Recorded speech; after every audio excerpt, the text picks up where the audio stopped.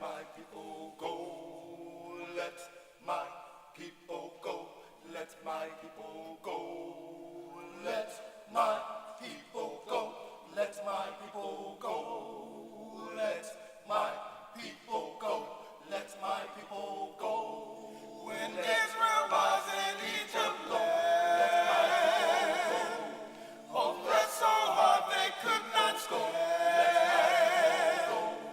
The sins of the boat Moses said, if not, I'll smite your firstborn dead. Go down, Moses, way down in Egypt land, and tell old Pharaoh, let my people go.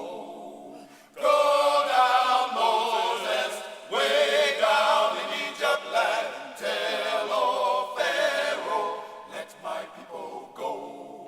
Go down, Moses, way down in Egypt land, tell old Pharaoh, let my people go. Go down, Moses, way down in Egypt land, tell old Pharaoh, let my people go. Go down, Moses, way down in Egypt land, tell old Pharaoh, let my people go. Oh, Moses, go down, Moses, way down in Egypt land, tell old Pharaoh, let my people go.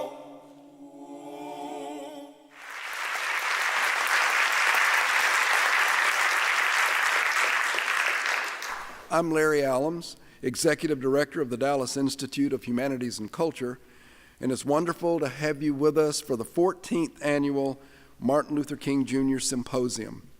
And I want to acknowledge members of the Dallas Institute Board of Directors, led by co-chairs Russell Bellamy and David Griffin, and to express, as I have every MLK Day since 2006, my happy and undying gratitude to two of those board members, Mr. John Castle and Mr. Albert Black, for coming to me in 2005 with the idea for this symposium, and for giving me friendship and guidance, both material and spiritual, ever since. Mr. Albert Black, please come to the podium. To the distinguished board of this institute, let me say thank you. Mr. Bellamy and Mr. Griffin, year after year after year, this institute has delivered for the audience that's here tonight and the audience before a first-class event that is a gift for Dallas, Texas. I hope our city leaders, I hope our citizens, I hope those that are visiting our city tonight can appreciate this first-class event. Over this MLK weekend, we've heard a number of celebrations of Dr. King's life. We've heard the oratory contest that are standard fare this time of year, the essay writing by these wonderful and beautiful students. We've been in the parades like the ones that we enjoyed so much this morning. We've been to the banquets like we did yesterday night and the night before. All of these are relevant to the contribution in celebrating the life of Dr. King. All of them add to the collective wisdom that we have by a man, that if his name wasn't Martin Luther King, well, perhaps we could just call him King. Dr. Martin Luther King, Jr. I know him as an insatiable advocate for social and economic justice. You see, we've modified that definition over the years. We've taken him out of a box of just social justice and expanded him into the arena of economic justice also, because many of us believe we can't have one without the other. I know him as a courageous, conscious, just with unrelenting a soldier for human rights. That's human rights no matter where they are in the world. That's the Dr. King I know. He was a teacher, a preacher, a coach, and a counselor to those that needed and would accept the kind of wisdom that he had prepared himself with a long life as a servant. Under the stewardship of people like Mahatma Gandhi, studying the works of Mahatma Gandhi and understanding what it meant to be in the position that he was in at that stage in life.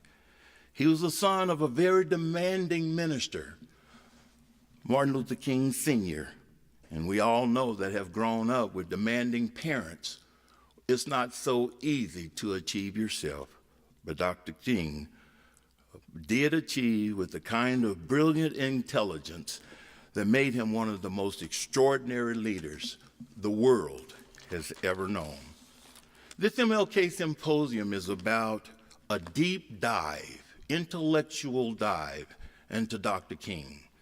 Whereas we're not the banquet, we're not the parade, we're not the oratory contest, and we don't require you to write an essay, but perhaps we should, Larry. When John and I decided to start talking about this, what could our contribution as an institute be to Dr. King's legacy? We decided to go to the producer, Larry Allums, our friend, Dr. Allums. And we said, Larry, we'd like to take a deep dive, an intellectual dive into Dr. King, the intellectual, Dr. King, the humanitarian, and Dr. King, the theologian. We've taken that approach. We've gotten a better understanding.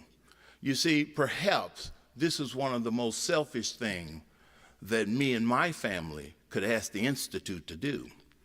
Growing up in Fraser Court and going to Dallas Public Schools, we weren't permitted at the time that we were going through school. Gwinnett and I wasn't permitted to know anything about Dr. King. That was a no-no. Until the 70-71 school year, the curriculum was controlled by a different kind of school board, and we weren't permitted. And so it was an adult, and after my time in college of studying football in college, that I got out of school and decided that I'd do something about what I didn't know. And thank God I had friends like John Castle that was willing to go on that journey with me. So I'd like for you to enjoy tonight's event, understanding that it has been organized for the last 15 years to bring you the people that walked with Dr. King, worked for Dr. King, some that got Dr. King out of jail when he went there. I want you to know Dr. King and all the aspects of his life. I want you to know the light side of someone that changed America, changed the world, the Dr. King, that will change you if you will give him an opportunity. Last, I'd be remiss if I did not say that we'll have to explore the Dr. King that I'm studying a lot more of now. It's my new venture into Dr. King, and it's the Dr. King, the flawed Dr. King. That Dr. King that is proving to be more provocative than any other one. It's an exciting journey. I'm learning a lot. I'm appreciating even more. You see, because we're all flawed in some manner, aren't we? And Dr. King was too. So I'm learning a lot more. I'm willing to share with you. Will you share your learning experience with me and this institute? If so, you'll make us a better place to learn behind the trees where we promise to be, putting on productions like this and bringing them to you. Thank you so much. In 1965, James Baldwin debated William F. Buckley at Cambridge University in England.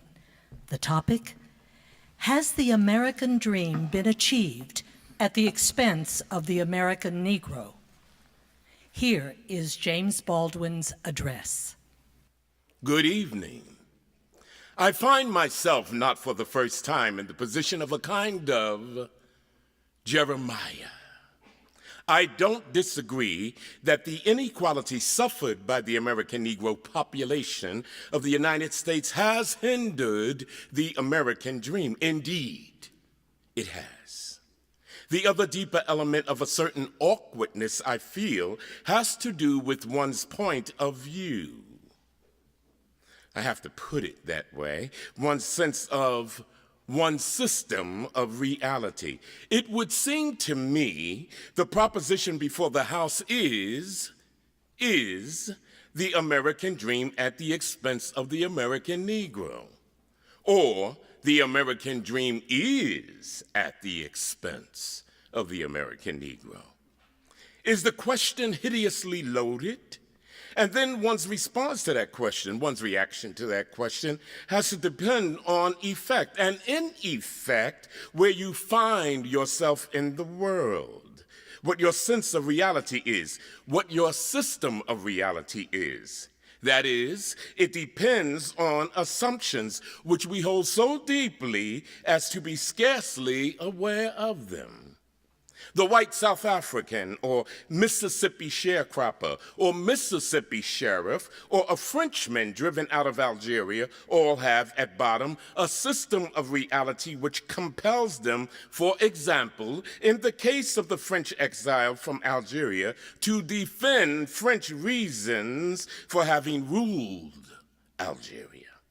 The Mississippi or Alabama sheriff, who really does believe when he's facing a Negro boy or girl that this woman, this man, this child must be insane to attack the system to which he owes his entire identity.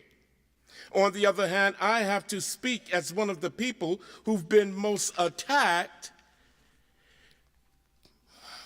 What we must have here now, we call the Western or European system of reality. What white people in the world, what we call white supremacy, I have to say it here, comes from Europe.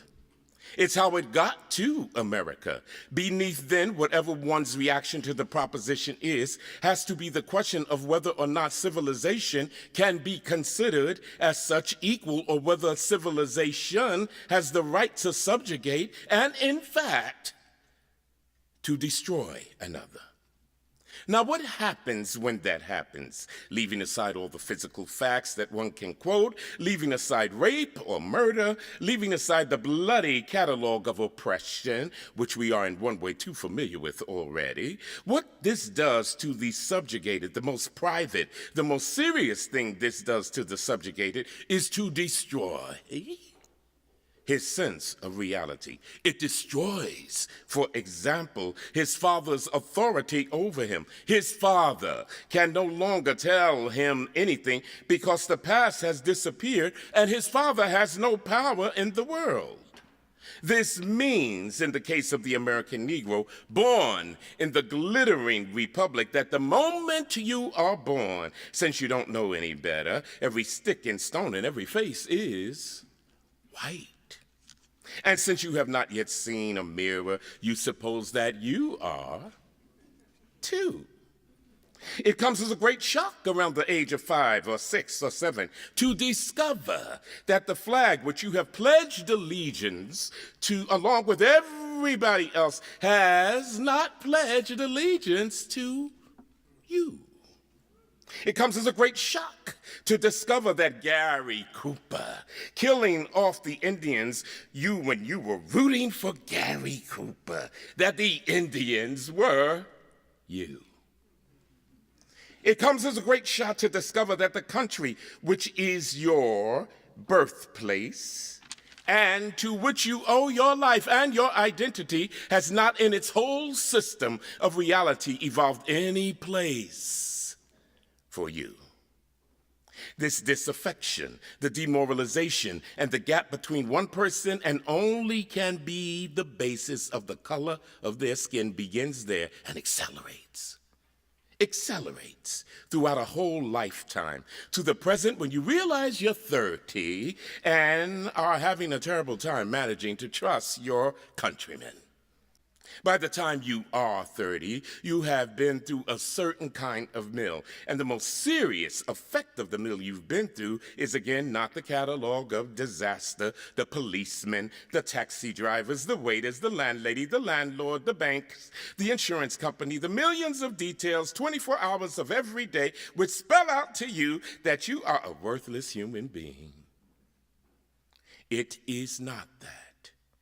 It's that by the time you've begun to see it happening in your daughter or your son or your niece or your nephew, you are 30 by now.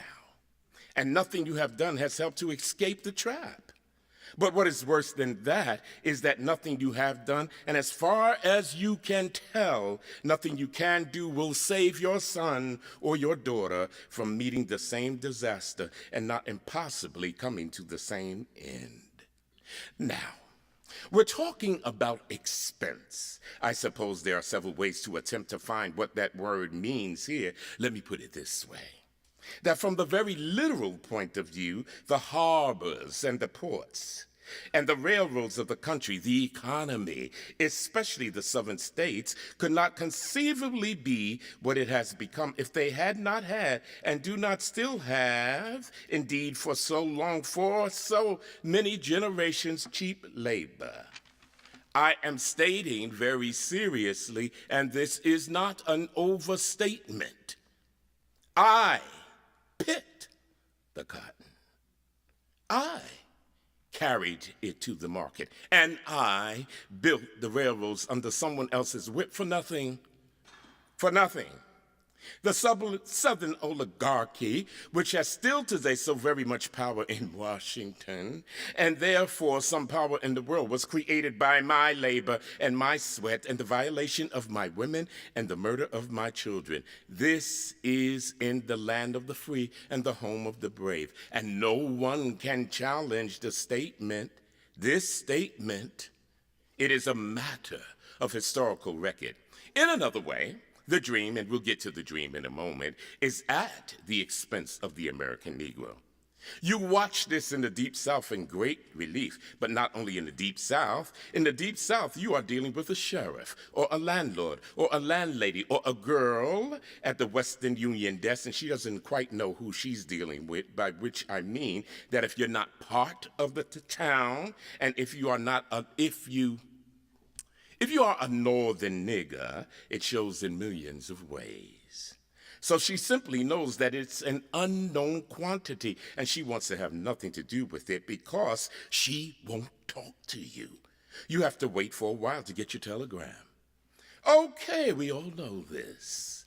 We've been through it, and by the time you get to be a man, it's very easy to deal with. But what is happening to this poor woman's mind is this.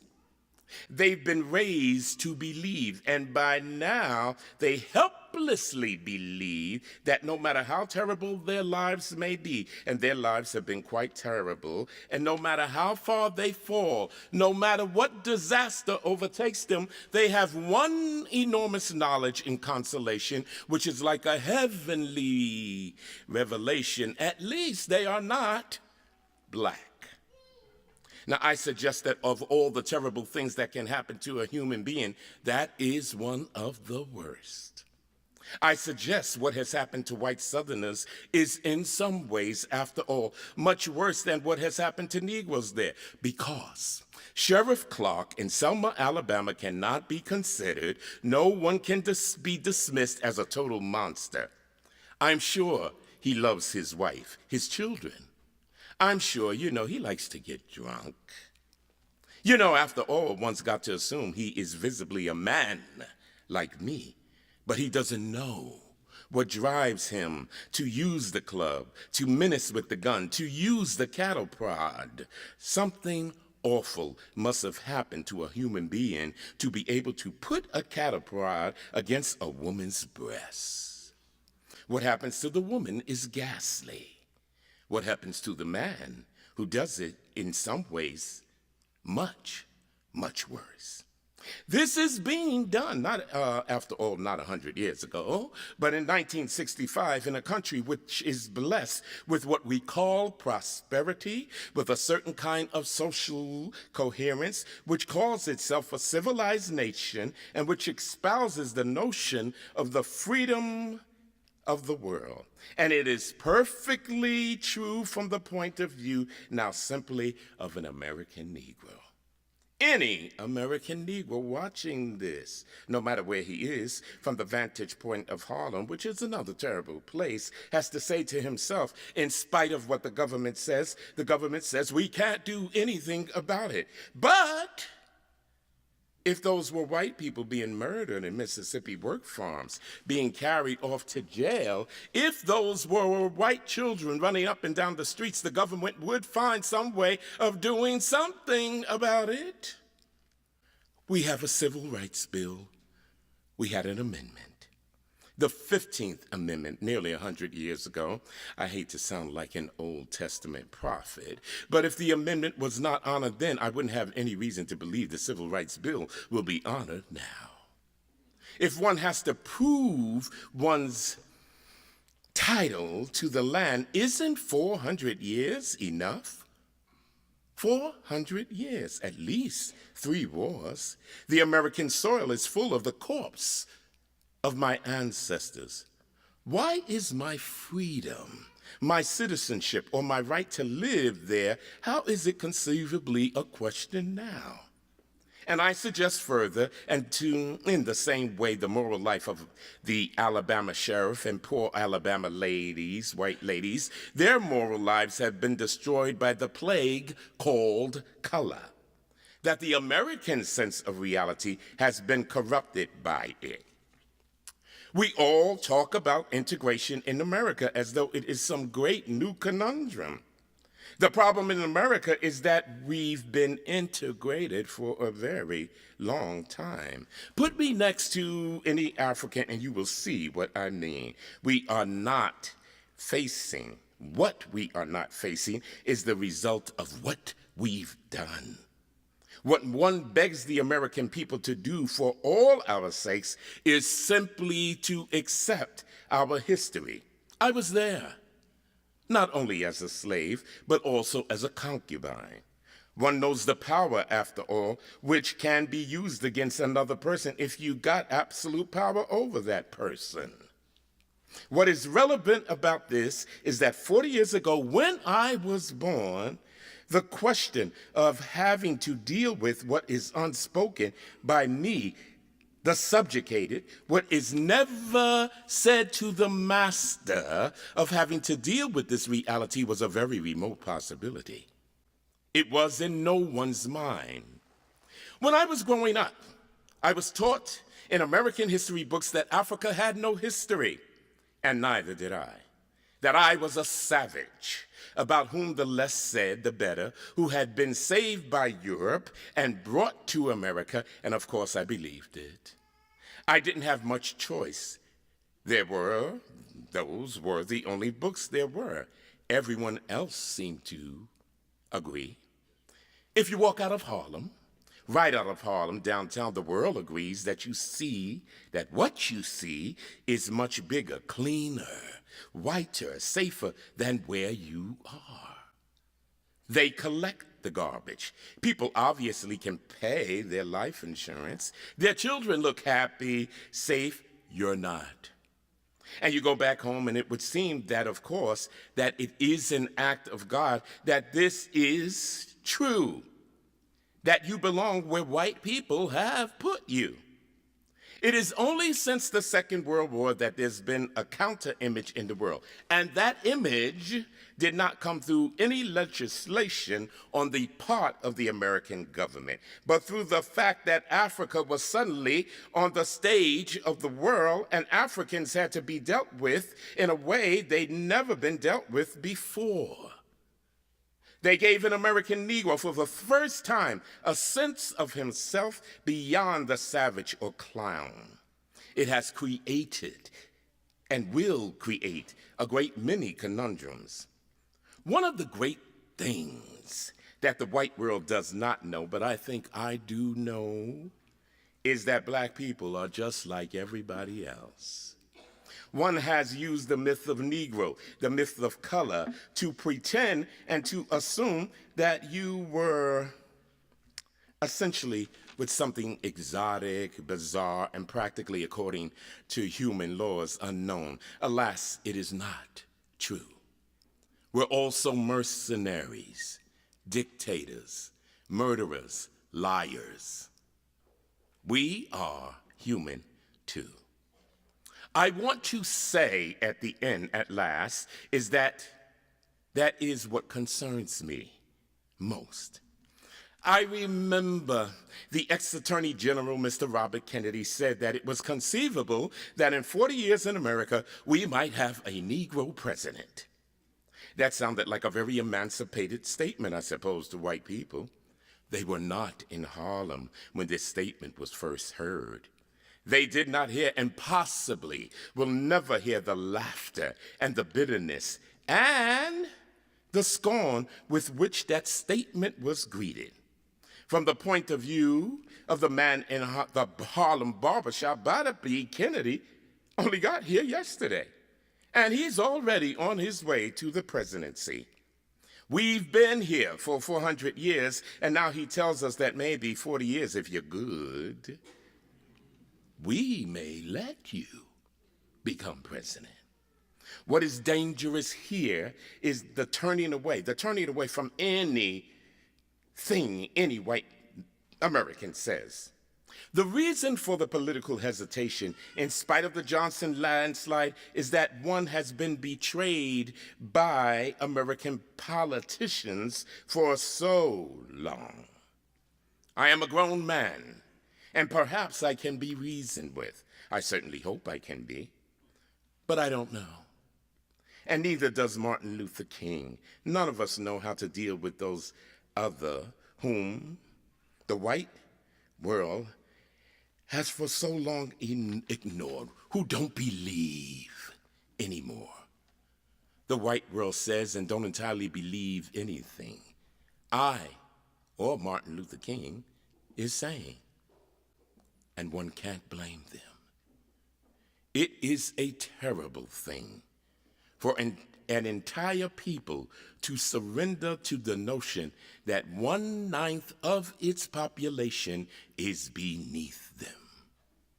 And until the moment comes when we, the Americans, we, the American people, are able to accept the fact that I have to accept that my ancestors are both black and white. That on that continent we are trying to forge a new identity for which we need each other. And I am not a ward of America. I am not an object of missionary charity. I am one of the people who built the country.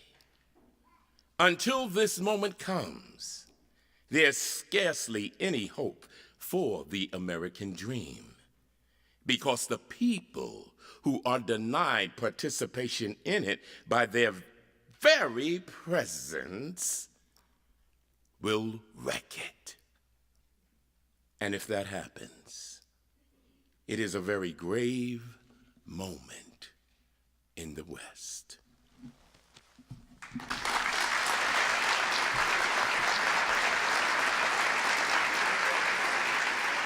Let me take just a very brief amount of time to introduce our panelists. And there are fuller introductions in your program. Brittany Barnett, Brittany here.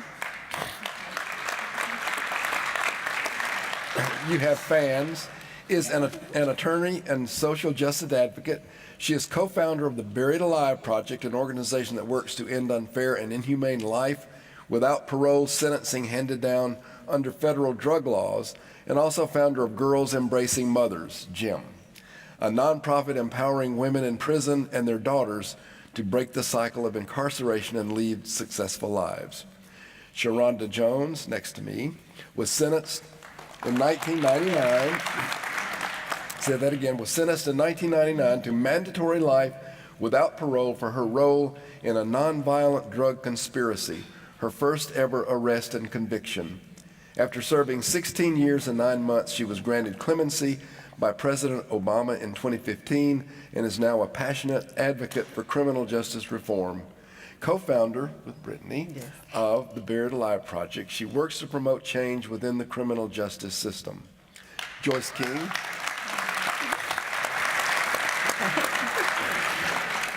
Joyce King is a veteran broadcaster and founding member of the Justice League of Texas.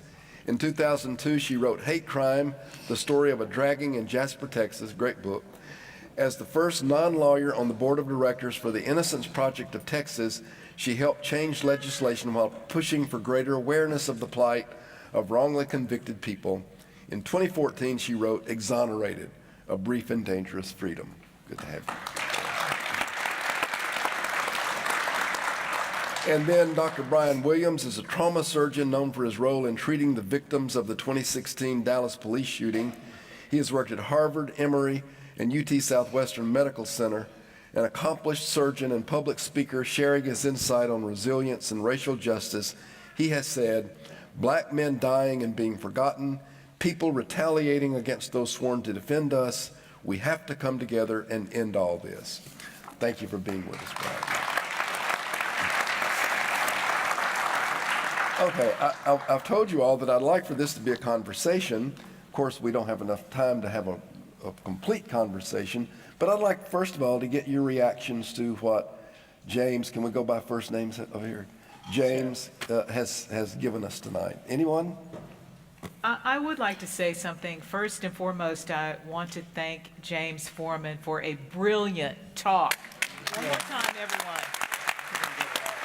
I was so inspired by what James was saying about the import of history. When we talk about the criminal justice system, a lot of times we don't even know the history of the criminal justice system, or in Texas, the system of criminal justice is so criminal until we are looking at how other states modeled their prison after hours. And I want to say this, we've all had bags of imperial sugar in our home, but Sugarland, Texas was actually the home of Imperial Prison Farm, where very recently they found the remains of 95 black men. And no doubt they were inmates at this brutal prison farm. So now the question becomes, how do we give them justice finally? How do we give them justice? Well, when we know the history of places like Imperial Prison Farm, we know what we're looking at today. So I implore everyone here, if you don't remember anything else that I've said from this stage tonight, please learn more about the criminal justice system, the history of it, and how the fact is slavery never ended. It simply evolved when it comes to the system of justice that we have in America. Convict leasing in Texas was slavery. Those 95 men were devalued so much that a mule was worth more. And so when they died from sheer exhaustion from working, their bodies were left right there.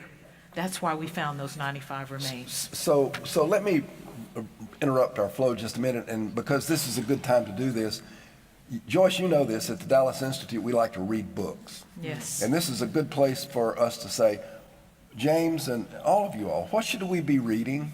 I mean, in addition to James Forman, I mean, which is an amazing book. What else? The New Jim Crow was my Bible at the prison. Say it again. The New Jim Crow by Michelle Alexander. Mm-hmm. Okay, and you read that when you were? When I was incarcerated. Yeah. Okay, so that's another one to put on your list. That's Just Mercy for sure. Just by Brian Mercy. Stevenson. Okay, and he's the one in charge Montgomery, of that Alabama. Wonderful Museum. Yes. Yeah. But long before that, he's been a true hero in the civil rights litigation in Montgomery, Alabama. Yeah. But it's something that with Professor Forman's book, which I read, the part to me that stuck out the most was the in-depth narratives that you told about the people. And the humanization part is so important because we have to see the heartbeats behind all the numbers and the statistics. And for me, it's personal. because of Sharonda's case, but also my mom was in prison. Yes. And so we have to know that the Brandons, the Sharondas, you know, is someone's son, mom, aunt, and we really need to humanize the issue, which is what Locking Up Ireland did in a really great way. That's great. Does in a great way. So James, would you add a book to the list? Oh, you know, as a professor, I have so many. No. I'm one that I really, is this working for y'all? Okay, so one that's out a couple of years ago, well, of course, there's Ta-Nehisi Coates' book, Between the World and Me, which to me is kind of like, when I think of sort of the classics, I put Bryan Stevenson and New Jim Crow and Between the World and Me. That's like 3 books that together I think of kind of, they're the big bestsellers in the field, and they're all brilliant books. They deserve the acclaim that they've gotten. And then one book that also got a lot of acclaim, but was a couple of years ago, people might not know as well, is a book called Devil in the Grove, which was by Gilbert King. Yeah. It won the Pulitzer Prize 3 or 4 years ago. And Joyce, just on your point about history, it does, I think, beautifully really portray what it was like to be black in the South in the 30s and 40s, when it wasn't the new Jim Crow, it was the Jim Crow, and what it meant to just be limited and brutalized by a justice system. And it does it with stories and narrative. It's about a group of called the Groveland Four, and that's one that I would highly recommend. So, Brian, thank you for, are you fixed? Testing. Yeah. Right. Let me get your voice in on the conversation. We're talking about what's required reading, you know, that we need. So, the books you mentioned are all great, and also would recommend Stamped from the Beginning, which talks about the historical, how anti-black racism and this history throughout the world and how it was brought from Europe to America. And it really puts into context that when we try to lump all types of racism together, like anti-black racism is its own special category. And if we don't acknowledge that and attack that directly, nothing else matters, because we'll always still be this marginalized group because of our skin color. And don't get daunted when you see the size of Ibram Kendi's book, Stamped from the Beginning, right? You know, it is big, but it moves very quickly, right? And would you all say that there's, I don't know, maybe more being written today about race and racial justice than I can remember? I mean, it seems like new books all the time. And I'm not remembering the name of the book by Doug Blackman. Slavery by Another Name. Yeah. Yeah, That's a good one. Slavery by, yeah. Okay. I think that actually, as authors, a lot of us have Michelle Alexander and the New Jim Crow to thank for this, in the sense that there were some books being published, but a lot of publishers didn't really think that there was necessarily a market for this topic. And then her book came along, and it was such a massive bestseller that it created space. I read book proposals now, and it's almost funny. Everybody in a book proposal, you're supposed to put what market your book is similar to, and everyone cites a New Jim Crow. Of course, nobody's book is going to be as widely read as that, but it created room for a lot more of us working in this field to get an audience. Yeah, that's great. Great to know. So, Sharanda, can you talk about your experience some, and maybe you and Brittany both can talk about it, because you've been working together, you know, on getting you freed, and also then afterward. Could you talk a little bit about your experience? In 1999, I was convicted of a conspiracy in a small town, Terrell, Texas. Not understanding the system, I took my case to trial. So, needless to say, taking the case to trial, it's almost a guarantee that you'll be convicted. I was sentenced to life in prison without parole, meaning I would die there. 10 years after serving 10 years in prison, Brittany wrote me a letter saying that she was going to help me get out. And I was like, okay, for sure, of course, yeah, right.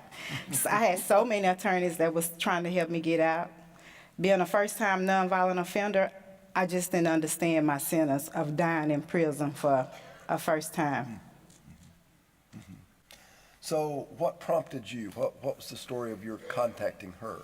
I actually came across Sharonda's case as a law student. My second year of law school. At SMU. At SMU. And I was in a critical race theory course that analyzes the intersection between race and the law. And I had this paper with a lot of statistics and numbers, but at the same time, the year prior to that, my mom had just been released from prison. And I knew something was missing from my paper, and that was the humanization of it. And so I wanted to talk about life without parole because a childhood friend, Keon Mitchell, had got sentenced to life without parole for a federal drug offense. But I wanted to add a woman, and I literally, the second year law student at Underwood Law Library, did a Google search of woman in prison life, and Sharanda Jones's case popped up. Thank and you. Good, I always And thank so them. tell about how you came to work together after that. So we, as a second year law student, that's when I sent her this card, two strangers that told her that I was gonna help her be free. Had no clue how, because I was on the corporate law track. I went and practiced corporate law for several years after I graduated, all while working on Sharonda's case pro bono. And after 6 years, we got the news that President Obama was gonna grant her clemency. I always say we were doing clemency before clemency was cool under the Obama administration. It was a lot of work. And when she was released, 6 months later, I left my job as a corporate lawyer to really follow my passion for criminal justice reform, to really dive into the clemency initiative that President Obama had formed. And when he left in January of 2017 is the first time I stopped and didn't know what I was gonna do after that. Like, question, what did I do? Leaving my job to do this. And then Sharanda and I had a talk, and she always felt this type of survivor's remorse because she had been in prison so long. One of her best friends in prison was Alice Johnson, who ultimately became my client and received clemency from Trump in June. But we both wanted to do something, and we couldn't just leave the people behind who had gotten their hopes up for clemency, and that's how the Buried Alive Project was formed. But as a person, first of all, thinking that I would never get out of prison, having so many different attorneys, having someone to come on board with no money, asking for absolutely nothing but my time, meant a lot to me, and that was the most precious, and words can't even explain how I thank Brittany daily just for my freedom, fighting like she did, because from day one she was like, I'm getting you out. And I was like, how? You're a student. And I didn't take her serious, but we have to have these conversations, and it's not about the money. It has to be from the heart. And that goes to what James was saying during his talk, right? You know, that very personal thing. Very personal. So your horizons are endless now, right? You know, Sure. There's no end to this work once you've gotten involved in it, I suppose. Absolutely not. There's too much work that needs to be done, and asking the question, what can I do? This is what we feel is our part. 16 years, that was my family. It was nice for me to leave, but my heart was heavy leaving my family behind. So you were a nonviolent offender. Yes. James, you write a lot about the difference between nonviolent offenders and violent offenders. Could we talk about that a little bit? Because that seems to be a real important part of the criminal justice system, or criminal legal system, as you call it. Yeah, and I would be curious, especially to get y'all's perspectives on this, because one of the things that I've been writing about for a number of years, and I do write about in the book, is I want to push against the distinction of violent, nonviolent and violent, at least in this way.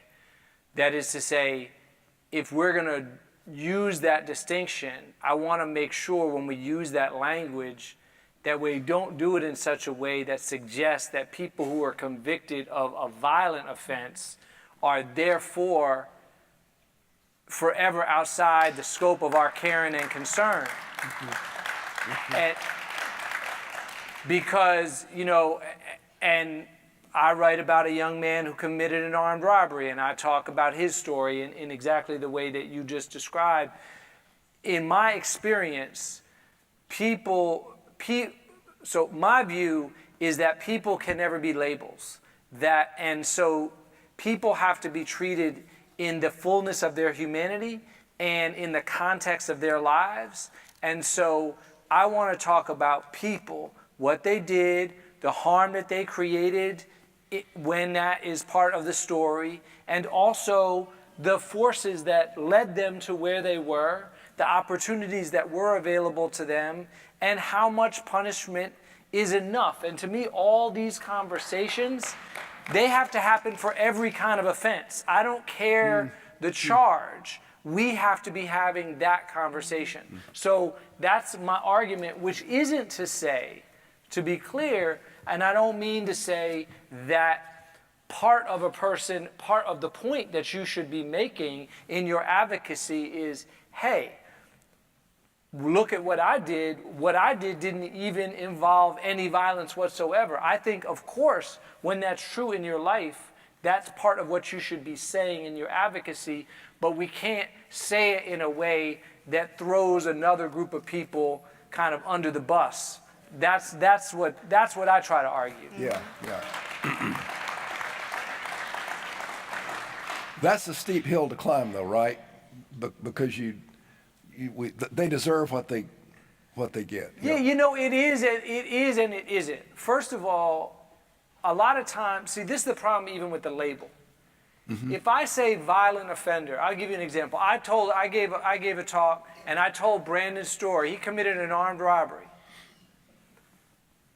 At the end of the story, and I made this same point that I'm making today, and I told his story in great detail. And at the end of it, a woman came up to me and she said, well, I like what you said, but I think you really should have talked about people who committed violent offenses. And I was like confused because the whole story is about a kid who committed an armed robbery. But in her mind, when you say violent offender, because she said to me, I'm talking about murder and rape. But we should know this is a mistake. Murder and rape are less than 1% of the charges that people are charged with in criminal court. And a charge like armed robbery is much more common. And armed robbery is labeled a violent offense, as is burglary of a residence, as is possession of a gun in many places, as is aggravated assault without a weapon. So we have a lot of offenses. So when the Obama administration does what it did, which is to say, we're not going to consider people who have a history of violent offenses, they didn't just exclude people that had murder and rape. They excluded people that had all those other kind of offenses. So I guess what I want to say is the language matters, because I think this term violent offender, what it does, it puts in everybody's mind the worst possible crime that any of us could ever imagine. And that's what our mind goes to. Yes, right. And you quote Brian Stevenson in your book as saying just that thing, right? The worst thing, we're defined by the single worst thing we've done. So here's a question from the audience. Are attitudes about policing changing today? Brian, that might be a good one. He's looking at me because I'm the chairman of the City of Dallas Police Review Board. And so we're going through some challenging times right now as far as reform, to put it at least. I will say that, that's a simple question. Are attitudes changing? Simple answer to that is no, but it's much more complex than that, right? Because there's so many layers when you're talking about attitudes towards police. And whose attitudes are you talking about? Because there are certain communities that have a very distrustful relationship with the police, and there are those that have a very trustful relationship with the police. So their attitudes towards the police will be different. As a whole, I'm looking at the city of Dallas. There's an opportunity right now to do something that's not being done anywhere else in the country when it comes to bridging this chasm of distrust between civilians and law enforcement. We have a period of relative calm right now where we can make some changes so that civilians feel they have somewhere they can go if they have a problem with law enforcement but also the board can serve as a means to bring in law enforcement and civilians together to work to make their communities safer. Because this is about public safety and public trust. When you talk about 21st century policing, you need to have civilians and police officers working together. So if you know a way I can make those attitudes all be positive, please let me know. Because it is a lot of hard work, but it's worthwhile, and I feel we're doing the right thing. And it's a long distance. I mean, it's not an immediate fix. I can hear you saying that it's going to take a lot of work. Well, sure. I mean, the effort we're at now, there's no start date. Like, the current board has been in place for about 40 years, but the work to get to that board in the first place began decades before that. So it's a constant evolution to try to get some entity that is working on behalf of civilians, and with law enforcement. And there is definitely need for improvement in that respect. But 40 years ago, there was nothing. And so what we have now here is an improvement over that, but it's a lot more that needs to be done. Good. Joyce King, one of the things I love about your book, Hate Crime, which you wrote in 2002, is that you went down to Jasper, Texas with a chip on your shoulder, with an attitude, and you found something different there. It's sort of like certain individuals became humanized for you. Can you talk a little bit about your experience? It's funny that we're talking about Jasper and justice because the 20-year anniversary of the dragging murder of James Byrd was just this past June. And in fact, 20 years ago, February, next month, was when John William King was convicted, the mastermind of the crime. And I just learned recently that he has been scheduled to die in April of this year, so a few weeks away. It's ironic that we are talking about Jasper too, because I wore this jacket in Jasper. And from that time, if you can look at this little pin, it says Jasper County Sheriff Billy Rolls. Wide Earp when I saw him. I saw him coming toward me, and I told my bosses in CBS New York, I said, I don't want to interview this guy. He is my nightmare from every southern town we've ever been stopped in, pulled over in. But yet I had to meet Wide Earp. I had to interview Wide Earp. And I had to break down those barriers because I did have a chip on my shoulder. I did not want to go to Jasper. I felt like I knew that story from childhood my whole life, except the part about a black man being dragged for 3 miles behind a truck. That was a modern-day lynching.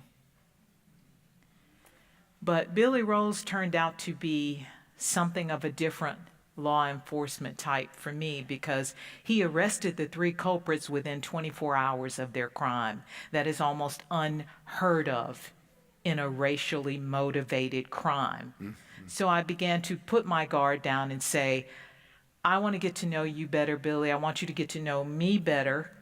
Let's try to talk about my thesis, which is justice can open the door to healing. But how do we get justice? By having conversations like this, by learning who we really are, by having history be more inclusive and factual and actual. Can't leave black people out of history and expect that kids are going to know what they're doing when they get to college because K through 12, they haven't been taught anything. So I learned that I could take my law enforcement experiences from the South. I came up in a community where the police did not care that we knew their secret code. Oh, 10-4, 10-4, that's another TND. Typical nigger deal. Oh, God. There were other alphabet, acronyms that we all heard. That's a PITS, that's a PITS, another playing in the snow. That's a black man with a white woman. We heard all of this, and openly, this is how the cops talked to us, in front of us, about us. We weren't even human. I bet you all know this one. That's a PWT. Have you heard of Po White Trash? They like using that one. There were so many, and we knew them all, and we knew that they were all negative and that we were criminalized at a very early age. So for me to years later meet a sheriff like Billy Rolls was very refreshing because it gave me hope. And the only way that we're going to get better is to really try to find the best out there in each other. Well, in response to that, and this may be the only other one we have time for, which I regret. So, James, you talked about thanking parents for bringing their young people tonight. So here's the question. As a teenager, how can I use my gifts, strengths, and talents to take the next steps? How can I change the cyclical system that has been created?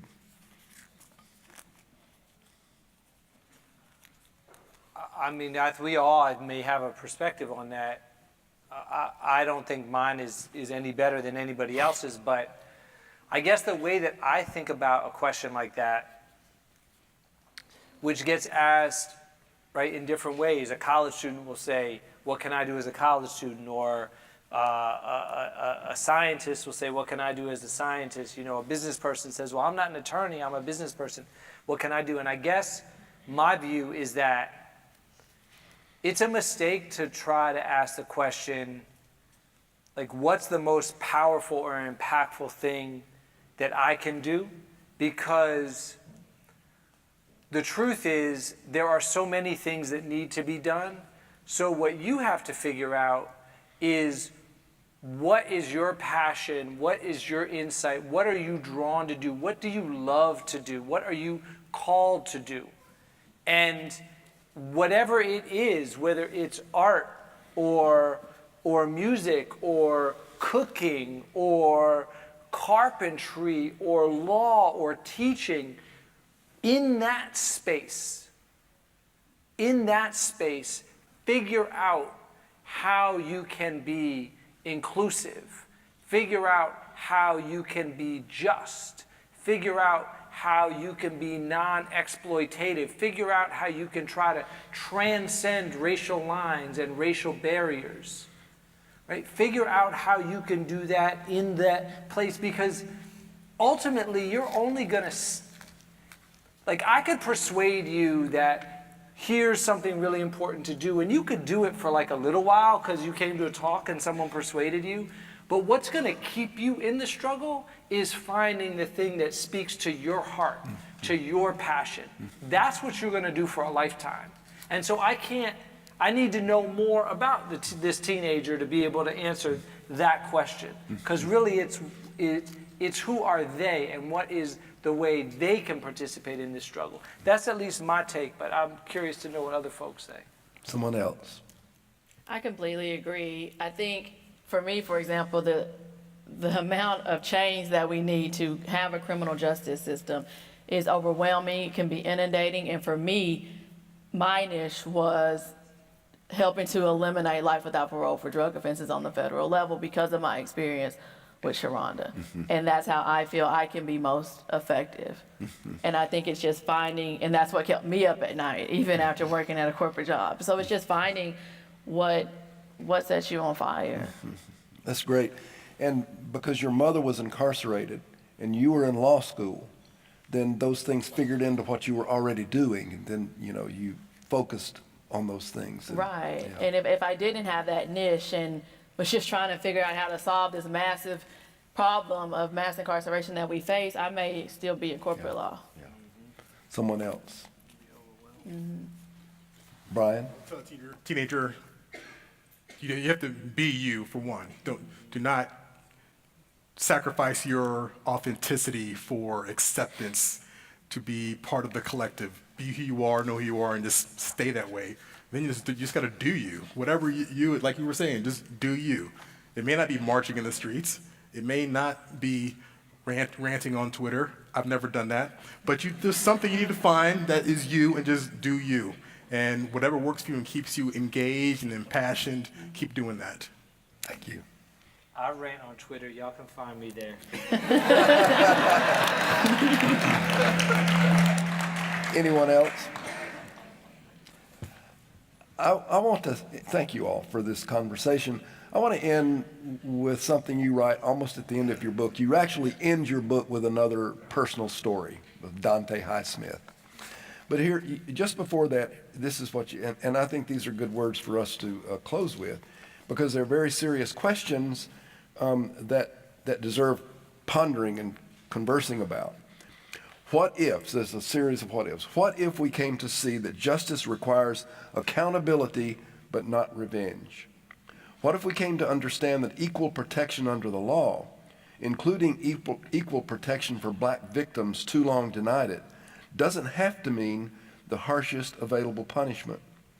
What if we endeavored to make the lives of black victims matter without policies that lead to the mass incarceration of black defendants? What if we strove for compassion, for mercy, for forgiveness? And what if we did this for everybody, including people who have harmed others? It's probably a good place for us to end. So thank you all for being here.